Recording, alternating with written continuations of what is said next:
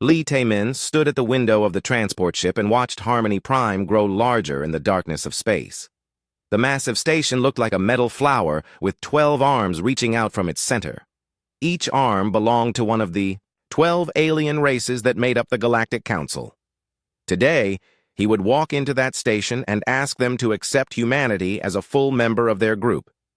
He had been Earth's top diplomat for 20 years. He had talked to angry generals and stubborn politicians. He had made peace between enemies who wanted to kill each other. But today felt different. Today he was not just speaking for one country or one group of people. He was speaking for all of humanity. "Sir, we will dock in 30 minutes, said Commander Park Hyo-jin as she walked up behind him.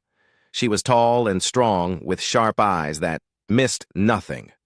As the military attaché, she was supposed to protect him and advise him on security matters. But Tae-min knew she was also there to watch everything and report back to Earth Command about what the aliens were really like. "Thank you, Commander," Tae-min said without turning around. "Are you nervous?" "I am always nervous before a mission, sir," she replied. "But I am more curious than nervous. We have been talking to these aliens through messages and video calls for decades. This is the first time humans will sit in the same room with the council members." Dr. Kim Sora joined them at the window. She was a xenobiologist who studied alien life forms. Her job was to help Tae-min understand the cultural differences between humans and the 12 alien species. She carried a tablet computer that held everything humans knew about council races. "The Althari will be the most difficult," she said as she looked at her notes. "They are crystalline beings who think very slowly, but live for thousands of years. They see humans as children who move too fast and make too many mistakes. The Velkin are gas-based entities who communicate through chemical signals. They think our solid bodies are primitive. The Norax are a hive mind. They cannot understand why humans disagree with each other instead of thinking as one." Tae-min nodded. He had studied all of this information many times, but knowing facts about aliens was different from actually meeting them. "What about the others?" "The Quell are aquatic and think in terms of ocean currents and tides. Time means nothing to them. The Brack are silicon-based rock creatures who measure everything by geological time scales. The Yith are energy beings who see matter as temporary. The Zanari are insect-like, but not a hive mind like the Norax. They compete with each other constantly. The Plex are mechanical beings who value efficiency above all else. The Corvin are plant-based and think in seasons and growth cycles. The Delenn are telepathic and find our mental privacy disturbing. The Thrak are predators who respect only strength. And they all think humans are too dangerous to join their council," Tae-min said. "That is what our intelligence reports suggest," Sora replied.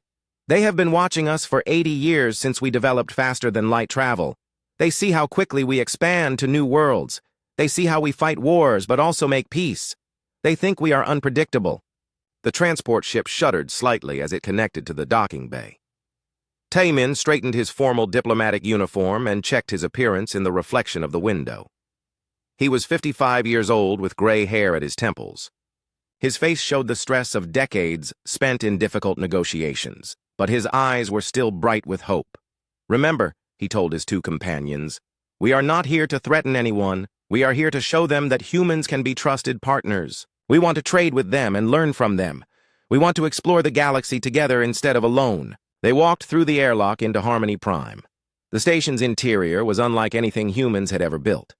The corridors were wide enough for the largest alien species, but also had smaller passages for beings like the Yith who did not need physical space.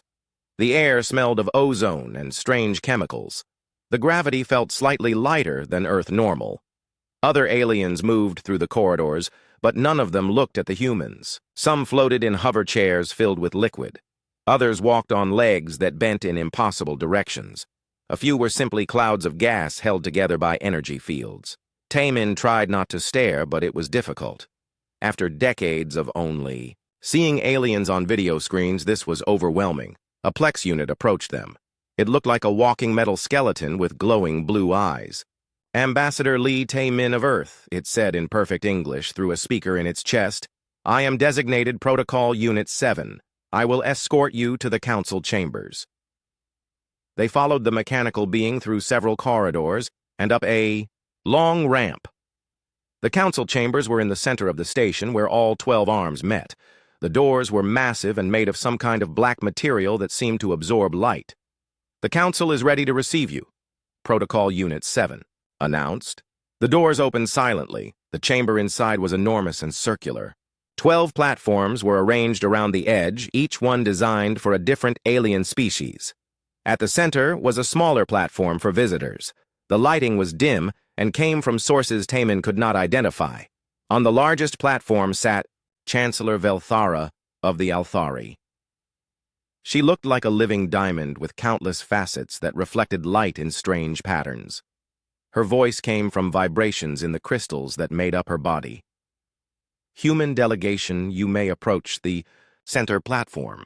Taemin walked forward with Park Hyo-jin and Kim So-ra behind him. The other council members watched from their platforms. The Velkan representative was a swirling cloud of green gas. The Norax delegate was actually 3 insect creatures that moved and spoke as one. Each alien species looked stranger than anything humans had imagined. Ambassador Lee Tae-min, Chancellor Velthara, said, "You have requested this audience to petition for full membership in the Galactic Council. The Council has agreed to hear your words, though the decision has already been made through careful deliberation." Taemin felt a chill at those words. If the decision was already made, why were they here? But he pushed down his worry and began his prepared speech. "Honored council members," he said, "I come before you not as a conqueror or a threat, but as a representative of a young species that wants to learn its place in the galaxy. Humans have made mistakes. We have fought wars and damaged our own world, but we have also learned from these mistakes. We have made peace between our nations. We have healed our planet. We have reached out to the stars not to dominate, but to discover." He paused and looked around the circle of alien faces. Some watched, him with obvious boredom. Others seemed hostile. A few appeared merely curious. "We know that other species see us as dangerous because we expand quickly and change rapidly, but these same qualities could benefit the Council. Humans are good at solving problems and adapting to new situations. We could help explore dangerous regions of space or deal with unexpected crises. We ask only for the chance to prove that we can be trusted partners." Chancellor Velthara's crystalline form pulsed with different colors as she considered his words. "Your species has been observed for 8 decades, human ambassador. The Council has seen how you wage wars over resources and territory. We have seen how you strip mine entire worlds and leave them barren. We have seen how you create weapons capable of destroying planets. These are not the actions of a species ready for galactic citizenship." The Norax delegate spoke in 3 overlapping voices. "The human creatures think as individuals instead of unified purpose. They cannot be predicted or controlled. They would bring chaos to the ordered galaxy we have built." The Thrak representative was a massive creature with scales and teeth like a predatory dinosaur. "Humans are weak, but breed like vermin. They would multiply until they consumed all resources. Better to contain them now before they become a true threat." Taemin listened to each criticism and felt his hope fading, but he had come too far to give up now. "Honored council members, you judge us by our worst moments instead of our best. Yes, humans have made wars, but we have also made peace. Yes, we have damaged worlds, but we have also healed them. We are still learning, but that is exactly why we need guidance from wiser species like yourselves. Isolation will not teach us to be better. Only cooperation and friendship can do that." Chancellor Velthara stood up from her platform. Her crystal body caught the chamber's strange light and threw it back in sharp patterns. "The Galactic Council has made its decision. Humanity will be quarantined to your solar system indefinitely. You will not be permitted to establish new colonies or expand beyond the orbit of your outermost planet.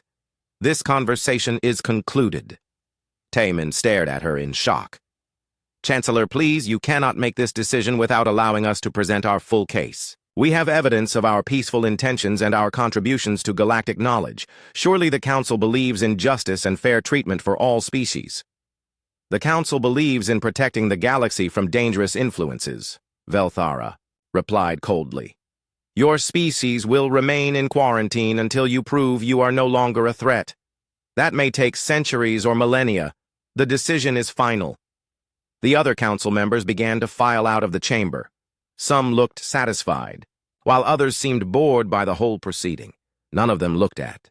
Tamin stood alone on the center platform as the council members prepared to leave the chamber. He could not accept that this was the end. Humanity deserved better than imprisonment in their own solar system. They deserved a chance to prove themselves. Chancellor Velthara, he called out in a loud voice that echoed through the massive chamber. I formally object to this decision. On behalf of all humanity, I request the right to appeal this judgment. Our species was not given a fair hearing or adequate time to present our case. The crystalline being stopped moving toward the exit from her platform. The other council members also paused. A strange silence filled the chamber.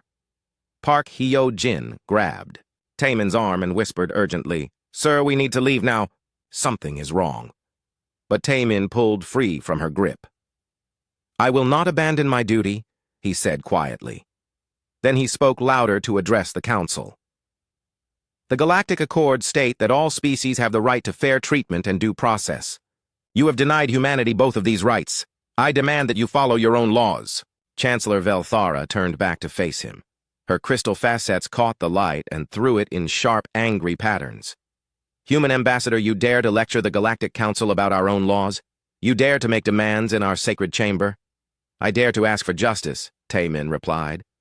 If that offends you, then perhaps this council is not as wise or just as it claims to be. The other council members began returning to their platforms. The Norax delegates' 3 insect bodies clicked and chittered in agitation. The Thrak representative bared its massive teeth in what might have been amusement or hunger. The Velkan cloud swirled faster and changed from green to angry red. The human creature shows disrespect, hissed the Norax in their overlapping voices. It questions our authority and wisdom. This cannot be tolerated. Chancellor Velthara raised one crystal arm, and the chamber fell silent. Ambassador Lee Tamin of Earth, you have committed contempt of the Galactic Council. You have insulted our judgment and questioned our authority. You have shown exactly why your species is unfit for galactic citizenship. I have shown exactly why my species deserves galactic citizenship, Tamin shot back. We believe in justice and fairness, even when it is difficult. We stand up for what is right even when it costs us. These are virtues, not crimes. Your species believes in chaos and rebellion, Velthara replied. You cannot accept authority or follow rules. You always think you know better than your superiors. This behavior proves that quarantine is not sufficient to contain the human threat. Kim Sora grabbed Park Hyo-jin's other arm. We need to get the ambassador out of here, she whispered frantically. This is going very wrong very fast. But Park Hyo-jin was watching the council members with the trained eyes of a military officer. She could see them positioning themselves around the chamber. She could see energy fields beginning to glow on their platforms. Sir, she said in an urgent voice, we are walking into a trap. We need to leave immediately. Tamin heard her, but he was focused entirely on Chancellor Velthara. If quarantine is not sufficient, then what do you propose? The penalty for contempt of the Galactic Council is death, Velthara announced. The method of execution will be molecular incineration. This will serve as a lesson to your species about the consequences of defying galactic authority. The words hit Tamin like a physical blow. He had expected many things, but not this. Not murder in cold blood for the crime of asking for fairness. You cannot be serious, he said in a voice that was barely above a whisper. The council is always serious, Velthara replied. You wanted to see our Justice Human Ambassador. Now you will experience it personally. Park Hyo-jin lunged forward toward the platform where Tamin stood. No, she shouted. He is a diplomatic representative. He has immunity under galactic law. But energy fields suddenly sprang up around the center platform, trapping Tamin inside a cage of crackling light. More energy fields blocked the exits from the chamber. The 3 humans were now prisoners. Diplomatic immunity does not apply to criminals, said the Thrak representative with obvious satisfaction. The human committed his crime in our presence. He must face the consequences. Tamin pressed his hands against the energy field that surrounded him. It felt like touching a wall of electricity that made his skin tingle and burn.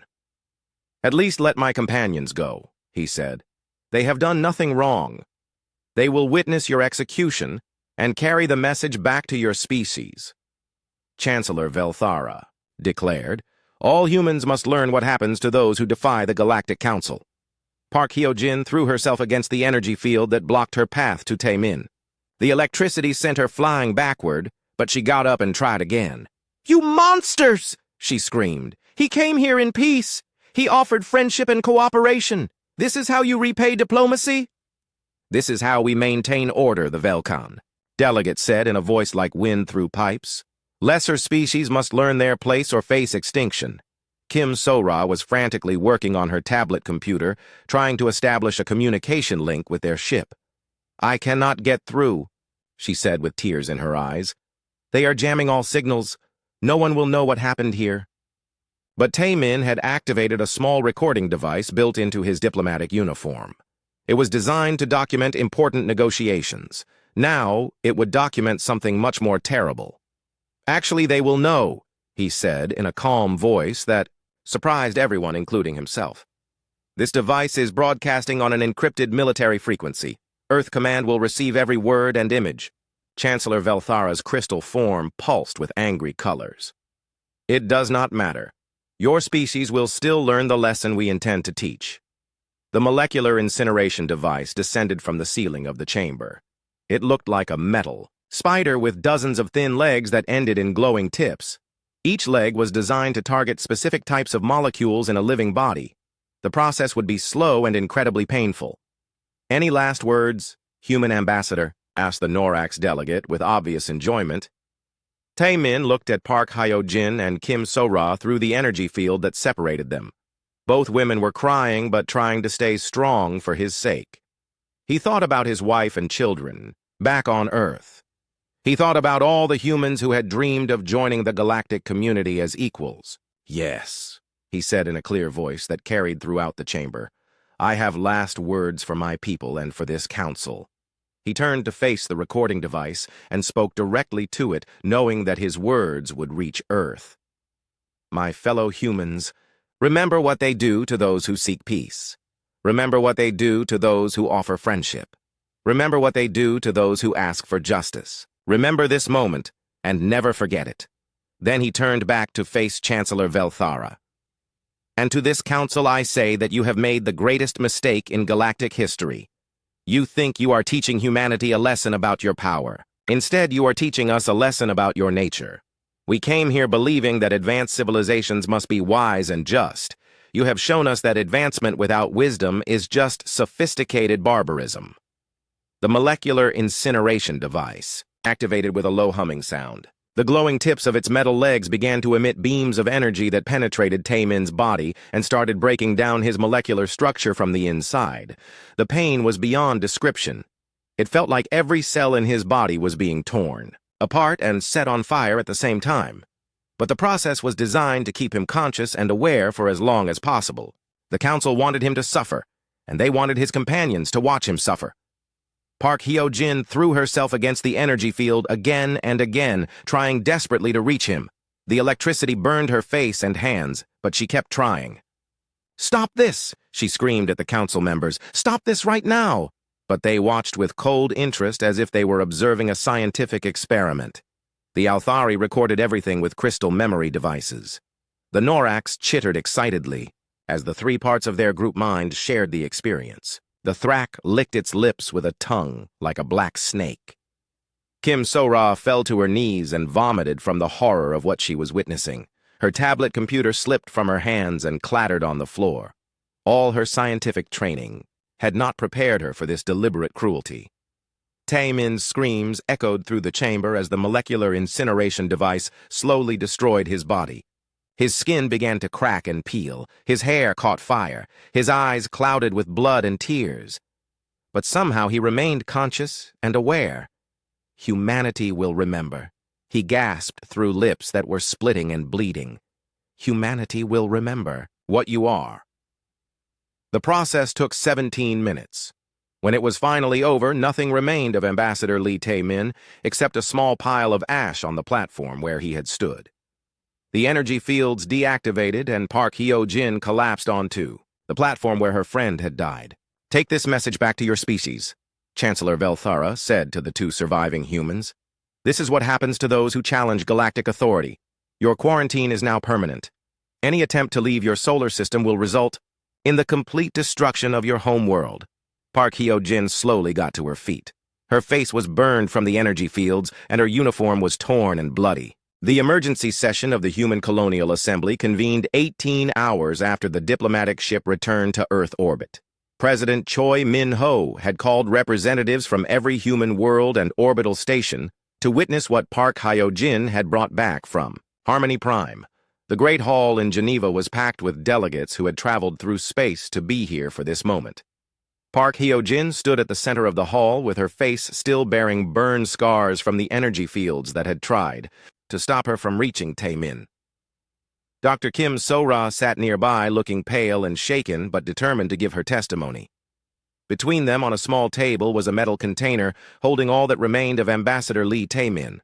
"Ladies and gentlemen," President Choi Min-ho began, "we are here because 3 days ago humanity sent its finest diplomat to ask for membership in the Galactic Council.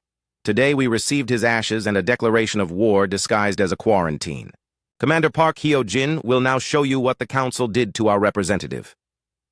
The lights dimmed, and a holographic display activated above the assembly floor.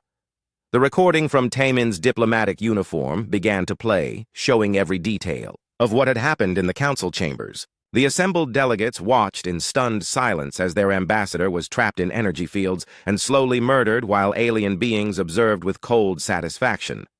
When Tae-min's final words echoed through the hall, many delegates were openly weeping. Others sat with their hands clenched into fists and their faces dark with rage. The recording showed Chancellor Velthara delivering her threat to destroy Earth if humanity ever left the solar system. It showed the casual cruelty with which advanced aliens treated what they considered lesser species. President Choi Min-ho waited for the recording to end before speaking again. Ambassador Lee Tae-min died asking for justice and friendship. The Galactic Council answered with torture and murder. They have shown us exactly what they think of human life and human dignity.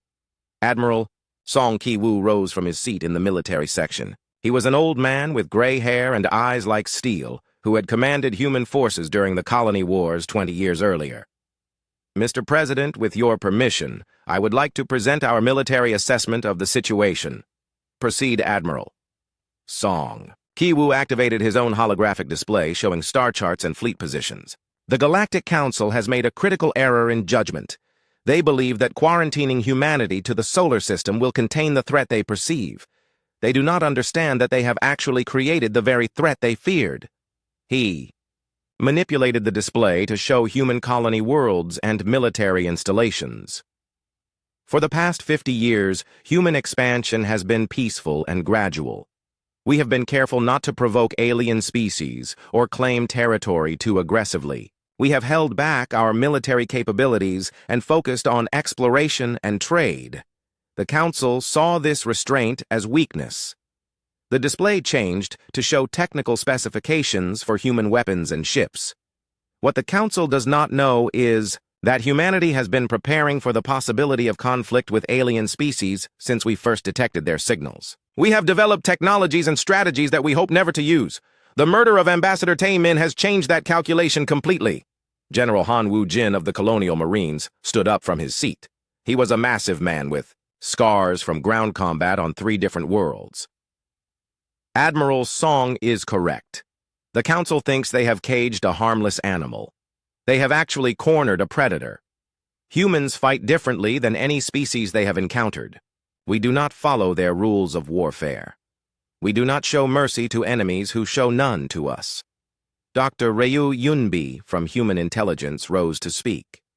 She was a small woman with sharp eyes who had spent decades studying alien communications and technology. "Mr. President, I have disturbing information to share with the Assembly.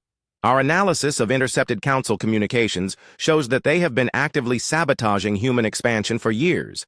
She activated another display showing shipping routes and colony missions.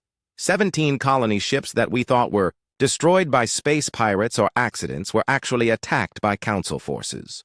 Over 40,000 human civilians died in these attacks. The Council has been waging an undeclared war against humanity while pretending to be neutral observers. The revelation sent a wave of angry voices through the assembly hall. Delegates who had been willing to consider diplomatic solutions now looked ready for revenge.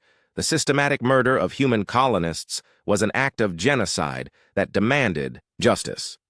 Admiral Yunori of the Deep Space Fleet stood to address the assembly. She was known for her tactical brilliance and her cold calculation in battle.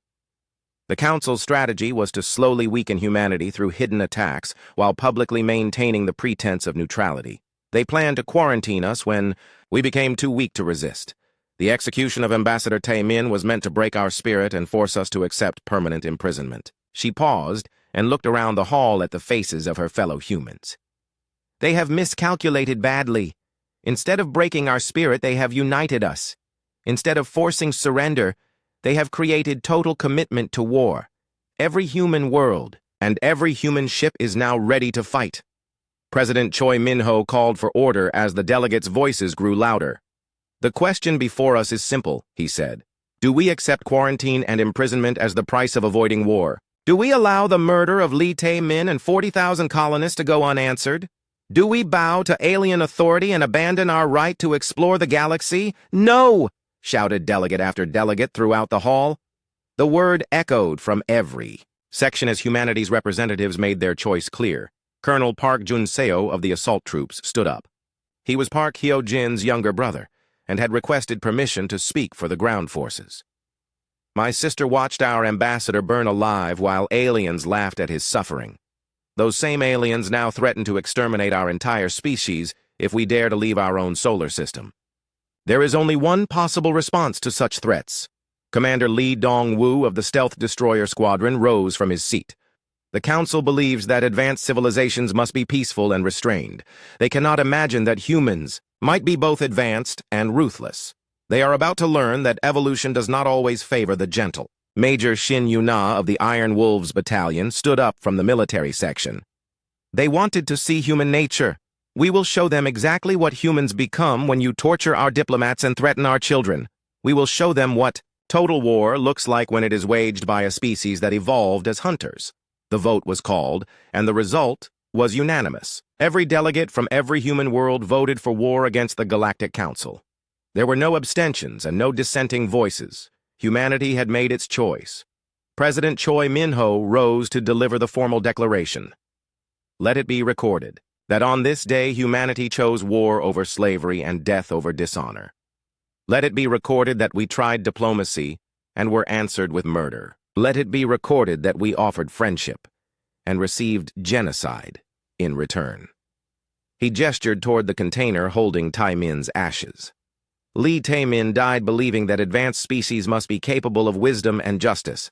The Galactic Council has proven that advancement without wisdom is just sophisticated barbarism. They have created the very enemy they claim to fear. The president activated the emergency communication system that would broadcast his words to every human settlement in space. Citizens of humanity, our ambassador is dead. Our colonies have been attacked. Our species has been sentenced to imprisonment and slow extinction. The Galactic Council believes that they have taught us a lesson about their power. His voice grew harder and colder as he continued. They are correct. They have taught us a lesson. They have taught us that mercy is weakness in their eyes. They have taught us that diplomacy is futile with species that see us as vermin. They have taught us that the only language they understand is violence. Park Hyo-jin stood up and walked to the podium. Her burned face was a reminder of the price humanity had paid for trying to make peace. The Council wanted to see human nature, she said in a voice that carried to every corner of the hall. Ambassador Tae-min showed them our capacity for hope and forgiveness. Now I will show them our capacity for war and justice. She looked directly into the camera that was broadcasting to the galaxy. Chancellor Velthara, and members of the Galactic Council, this message is for you. You murdered a peaceful diplomat who came to you in good faith. You threatened to exterminate our species if we dared to claim our birthright among the stars. You have made peace impossible between us. Her eyes blazed with cold fury as she continued. We accept your declaration of war. We will not hide in our solar system like frightened children. We will not beg for mercy from murderers who have none to give. We will come for you with everything we have and everything we are. This is not conquest. This is justice. President Choi Min-ho returned to the podium for his final words. To our human colonies scattered across the galaxy, prepare for war. To our allies among the younger species, prepare to choose sides. To the Galactic Council, prepare to reap what you have sown. 6 months after the declaration of war, the first Galactic Council patrol fleet died without ever seeing their attackers. The Althari crystalline ships were conducting a routine sweep of the outer regions when Commander Lee Dong-woo's stealth destroyers struck from the darkness between stars. The human ships were invisible to Council sensors, and their weapons cut through alien shields like they were made of paper. The Wraith-class destroyers had been humanity's most carefully guarded secret. Each ship was coated with metamaterials that bent light and electromagnetic radiation around them, making them effectively invisible. Their crews had trained for years in the cold depths of space, learning to move and fight like ghosts. The Council never knew they were under attack until their ships began exploding. "Target destroyed," reported Lieutenant Kim Ji-soo from her weapon station aboard the Wraith destroyer Shadowblade. Moving to next contact. Commander Lee Dong-woo watched the tactical display as another Althari ship came apart in a shower of crystal fragments and superheated gas. The alien crew had no time to send a distress signal before their ship was reduced to glowing debris. "Confirmed kill. Continue attack pattern Alpha." The engagement lasted 17 minutes. When it was over, 6 Council ships had been destroyed, and their crews of 300 aliens were dead. The human ships had not suffered a single casualty or even been detected by their enemies. It was exactly the kind of one-sided victory that would become humanity's signature in this war. On the bridge of his flagship, Admiral Song Ki-woo reviewed reports from similar attacks across the galaxy. Human stealth ships were striking Council patrols and supply convoys with devastating effectiveness. The aliens were losing ships faster than they could replace them, while humanity had not lost a single vessel. "The enemy is beginning to realize they are fighting a different kind of war," reported Captain Oh Sung-ho as he joined the Admiral on the command deck.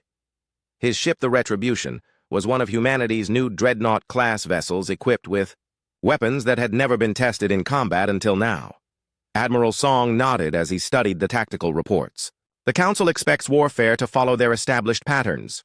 Large fleets meeting in open space with advance warning and formal challenges. They cannot adapt to an enemy that strikes from stealth and shows no mercy. Dr. Kim Ji-ho arrived on the bridge carrying a tablet containing test results from the Weapons Research Division. He was a small man with thick glasses who had spent the last decade developing new ways to kill alien species efficiently. "Admiral, we have completed trials of the Ghostfire missile system. The results exceed all expectations." He activated a holographic display showing footage from a weapons test. "Ghostfire missiles phase through normal matter using quantum field manipulation. They can pass through any known shield technology and hull armor. Once they reach the target, they rematerialize inside the enemy ship and detonate." The display showed an unmanned Council ship being struck by the new weapons. The missiles passed through the vessel's shields and armor as if they did not exist, then exploded inside the ship's reactor core. The entire vessel vanished in a ball of nuclear fire that lasted only seconds. "How many missiles do we have available?" asked Admiral Song. "Production facilities on 12 worlds are manufacturing them around the clock," Dr. Kim replied. "We currently have over 50,000 units, ready for deployment. Each missile can destroy ships up to cruiser class. For larger vessels, we recommend multiple warhead strikes." Captain Oh Sung-ho smiled grimly as he watched the test footage. "The Council still thinks this is a conventional war between civilized species. They have no idea what kind of weapons we have been developing." Colonel Park Jun-seo materialized on the bridge using the ship's internal teleporter system. He wore the new powered armor that made human soldiers nearly invincible in ground combat. The suit was 12 feet tall and armed with weapons that could punch through tank armor. "Admiral, we have received authorization to begin planetary assault operations." "Which world is our first target?" Song asked. "Kepler 442 in the Althari home system," Park replied. "Intelligence reports indicate it is a major manufacturing center with minimal military defenses. The population is approximately 2 million, crystalline beings who believed they were safe behind Council protection." Admiral Song Ki-woo activated the fleet communication system. All ships prepare for hyperspace jump to Kepler 442. Operation Sledgehammer will commence in 30 minutes. Remember that we are not here to conquer territory. We are here to destroy the enemy's ability to make war. The human fleet consisted of 800 ships, ranging from stealth destroyers to massive dreadnoughts. Each vessel carried weapons and technologies that the Council had never encountered. More importantly, each ship carried human crews who fought with a cold fury that alien species could not understand or match. Major Shin Yu-na stood in the drop bay of the assault ship Iron Wolf, preparing her troops for the coming battle. The men and women of her battalion wore armor that made them look like mechanical demons. Their weapons could kill any known alien species with a single shot. More importantly, they had been trained to show no mercy to enemies who had shown none to humanity. "Listen up, Iron Wolves," she said to the assembled soldiers. "The bugs down there think their crystal cities are too beautiful to destroy. They think we will be impressed by their art and architecture. They think humans are too soft to kill civilians." She gestured toward a holographic display showing images of Taimin's execution. "They burned our ambassador alive while he begged for peace. They laughed while he screamed. They threatened to exterminate our entire species. Today we show them what humans think of their civilization." The soldiers of the Iron Wolves battalion checked their weapons and armor one final time. Each trooper carried enough firepower to level a city block. Their orders were simple and brutal. Destroy everything that could support the Council war effort. Leave nothing that could be rebuilt or reused. The Battle of Kepler 442 began when Admiral Yoon-na-ri's Deep Space Fleet dropped out of hyperspace at the edge of the system. The Althari defenders scrambled to respond, but their ships were slow and predictable. Human vessels moved like hunting packs while alien ships lumbered like wounded prey. "Enemy fleet is moving to intercept," reported Commander Lee Soo-jin from her position aboard the carrier Vengeance. "They have 43 ships including 2 battlecruisers and 6 heavy cruisers. They are broadcasting surrender demands and warnings about galactic law." Admiral Yoon-na-ri listened to the alien messages with cold amusement.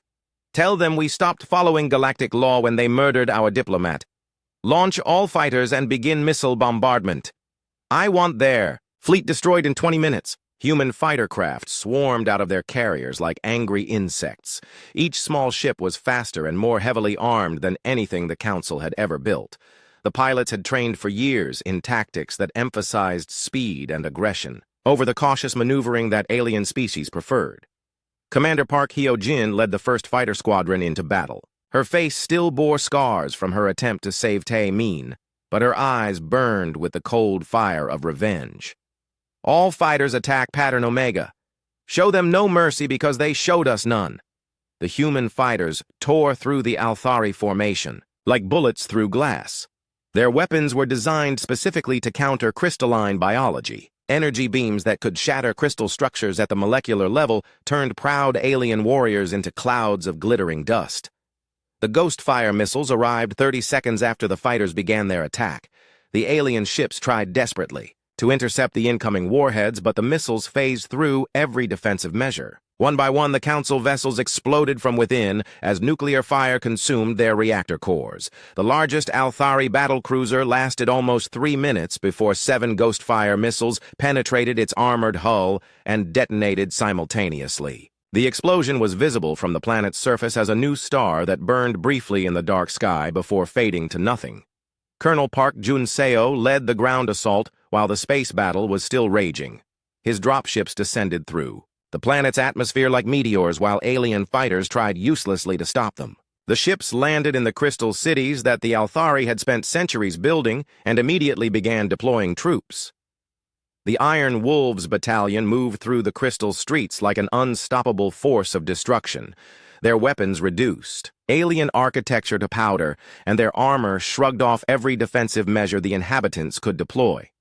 The crystalline beings tried to surrender, but human soldiers had been trained to ignore such attempts. "No prisoners," Major Shin Yu-na commanded over the tactical communication network. "Remember what they did to Tae-min. Remember the 40,000 colonists they murdered. Show them exactly what humans think of their concept of mercy." The battle for the cities lasted 6 hours. When it was over, every military installation had been destroyed and every manufacturing facility had been reduced to rubble. The Althari population centers were burning ruins filled with the shattered remains of a once proud civilization. Dr. Kim So-ra worked with the intelligence teams to catalog everything useful before the final destruction. 18 months after the execution of Ambassador Lee Tae-min, the war was over. The great station of Harmony Prime hung broken in space with its 12 arms shattered and its central hub cracked open like a broken egg. Human ships patrolled the debris field, where the Galactic Council had once ruled over 1,000 species. The age of alien dominance was finished. Admiral Song Ki-woo stood on the bridge of his flagship as it docked with what remained of the station. Engineers were all ready, working to convert the facility into a human command center. The aliens who had built this place as a symbol of their power would now watch it become the heart of human authority over the galaxy. The final battle for Harmony Prime had lasted only 6 hours. The Council's last fleet had made a desperate stand around their capital station, but human weapons and tactics had proven overwhelming. Ghostfire missiles had torn through their defenses while stealth ships struck from impossible angles. In the end, the aliens had surrendered not because they wanted mercy, but because they had nothing left to fight with. Commander Park Hyo-jin walked through the corridors where she had once followed Protocol Unit 7 to the council chambers. Her face still bore scars from the energy fields that had tried to stop her from reaching Tae-min, but now she wore the insignia of an admiral. The promotion had come after she led the assault on the Norax homeworld and personally killed the three-part delegate who had enjoyed watching their ambassador burn. The Great Council Chamber had been converted into a human tribunal, where 12 alien species once sat in judgment over lesser races. Now human officers prepared to deliver justice for the crimes committed against their people. The circular platform at the center had been rebuilt as a prisoner's dock surrounded by energy fields that could not be broken or bypassed. President Choi Min-ho entered the chamber wearing the formal uniform of Earth's government. He had traveled across the galaxy to personally oversee this final act of the war. Behind him walked the surviving members of humanity's leadership, including General Han Woo-jin and Dr. Ryu Yunbi. Each of them had played a part in the total destruction of the Council's military power. 6 aliens were brought into the chamber, under heavy guard. They were all that remained of the 12 species that had once ruled the galaxy. Chancellor Velthara of the Althari moved slowly with many of her crystal facets cracked and dim. The Velkan representative was contained in a sealed tank since most of his gas-based form had dissipated during the siege of their homeworld. The other survivors looked equally broken and defeated. Dr. Kim So-ra took her place as the chief witness for the prosecution. She had changed greatly since watching her friend die in this same chamber. The gentle scientist had become a cold expert on alien biology who had helped develop the weapons that made human victory possible. Her testimony would ensure that justice was finally served. "The tribunal will come to order," announced President Choi Min-ho from the judge's platform. "We are here to render judgment on the surviving leaders of the so-called Galactic Council. They stand accused of genocide against human civilians, murder of a diplomatic representative, and conspiracy to commit species extinction." Admiral Park Hyo-jin rose from her seat as the chief prosecutor. "Mr. President, these defendants believed that advanced technology gave them the right to decide which species deserved to live and which deserved to die. They murdered over 40,000 human colonists in unprovoked attacks. They tortured and executed Ambassador Lee Tae-min when he came to them seeking peaceful cooperation." She gestured toward the broken aliens in the prisoner's dock. "They believed that their age and their technology made them our superiors. They believed that humans would accept slavery rather than fight for freedom. They believed that threatening to exterminate our entire species would force us to submit to their authority." The holographic display activated, showing footage from Taemin's execution. The surviving council members watched their past selves commit the crime that had doomed their civilizations. Chancellor Velthara's crystal form flickered with patterns that indicated deep shame and regret, but it was too late for such feelings.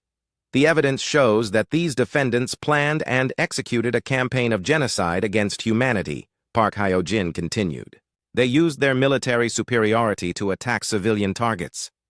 They murdered children and families who had done nothing to threaten them.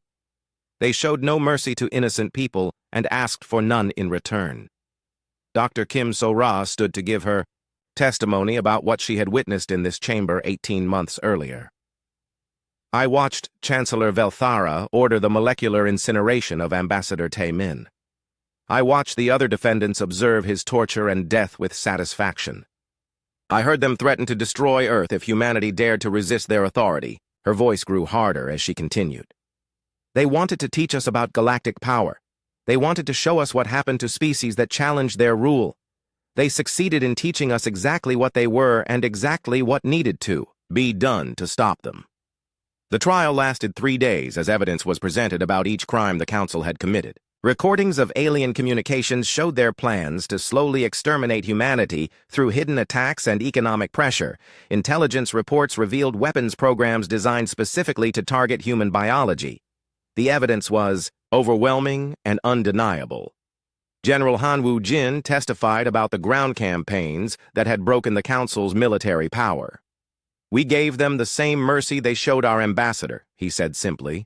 We destroyed their ability to make war and their will to resist. We showed them what total warfare looks like when it is waged by a species that evolved as hunters. Colonel Park Jun-seo described the systematic destruction of alien military installations across the galaxy. They thought their crystal cities and gas refineries and hive complexes were too beautiful to destroy. They thought humans would be impressed by their art and architecture. They learned that we valued justice more than beauty. Major Shin Yu-na gave testimony about the final ground assault on Harmony Prime itself. They barricaded themselves in their sacred chambers and begged for mercy they had never shown to others. My soldiers gave them the same consideration they gave to our colonists. None. When all the evidence had been presented, President Choi Min-ho called for the final statements from the defendants. Chancellor Velthara spoke for the survivors in a voice that was barely audible through her damaged crystal structure. We believed that our age and wisdom gave us the right to guide younger species, she said. We believed that preventing your expansion would save the galaxy from chaos and destruction.